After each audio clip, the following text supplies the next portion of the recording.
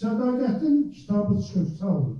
İndi kitabı tanıtmaq, təbliğ eləmək lazımdır. Götürdüm, rəsmi Folklor İnstitutunun adından məktub yazdıq. Qusar rayon icra hakiminə. Filankəs o filankəs. Xahiş edib, bizə icazə ver, pul zat istəmir, heç nəyi. Hər şey, gəl bir salon, bir də icazə ver, gələk orada nə eləyək? Bu kitabı təqdim etməsini keçək.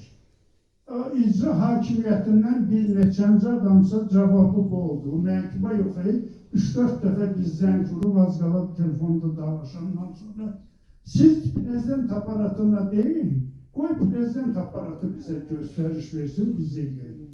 Babam, bu rayonda mən prezident aparatını bir iş görmürəm, siyasi bir tədbir deyil, bu folklordur.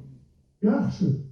Şəmsəddin Xanbabayev vardı, Allah rəhmət eləsin. Naxçıvanda işləmişdi, mənlə hörməti vardı, mənim ona Xaçmaza. Götürdüm, ona yazdım və məktub yazdım ki, Şəmsəddin mənim, siz olmasa bu şeylərdə biraz cəsarətlisiniz, nəsiniz. O da hə dedi, ancaq vaxt uzatdı. O məktubları ona görə belə təfsilatınla yazıram ki, bu belə deyil, bu belə də yazdıq biz.